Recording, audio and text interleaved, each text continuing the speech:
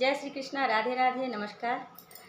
मेरे सभी यूट्यूब के दर्शकों को मेरी तरफ से गणेश चतुर्थी की बहुत बहुत शुभकामनाएं। और जैसा कि हम सभी जानते हैं कि आज गणेश चतुर्थी है और इसी उपलक्ष्य में मैं आप लोगों के सामने गणेश जी का बहुत ही सुंदर भजन सुनाने जा रही हूँ। अगर अच्छा लगे तो इसे लाइक कीजिए, सब्सक्राइब कीजिए और मेरे चैनल को ज़्यादा से ज़्यादा शेयर कीजिए।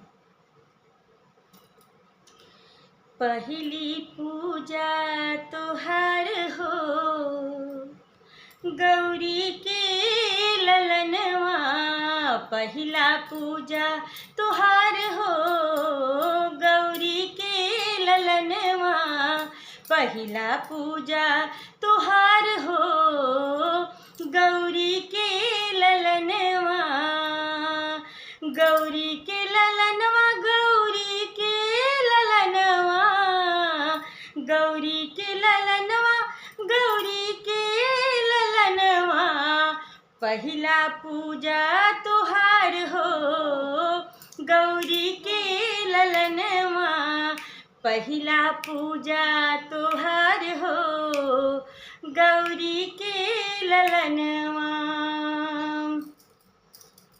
ब्रह्मा से पहले, विष्णु से पहले, ब्रह्मा से पहले हो विष्णु से पहले, शिव जी से पहले तोहार हो,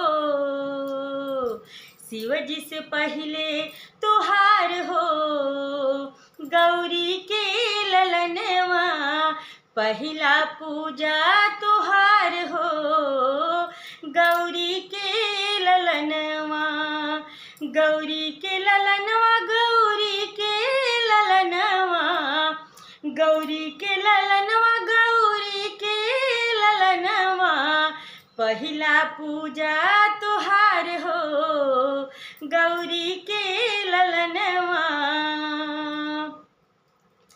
गंगा से पहले हाँ यमुना से पहले, गंगा से पहले हो यमुना से पहले, सरजू से पहले तोहार हो गौरी के ललनवा, सरजू से पहले तोहार हो गौरी के ललनवा, पहिला पूजा तोहार हो गौरी के ललनवा, गौरी के ललनवा, गौरी के ललनवा, गौरी के ललनवा, गौरी के ललनवा, पहिला पूजा तोहार हो गौरी के ललनवा।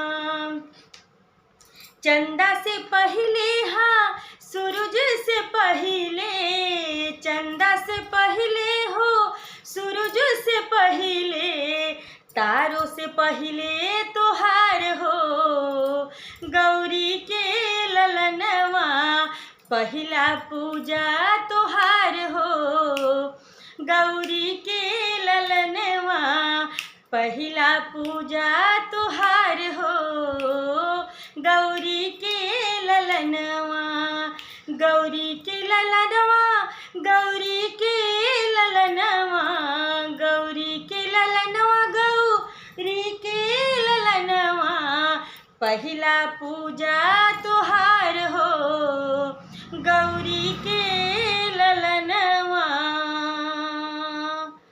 आपको एक बार फिर से गणेश चतुर्थी की बहुत बहुत हार्दिक शुभकामनाएं।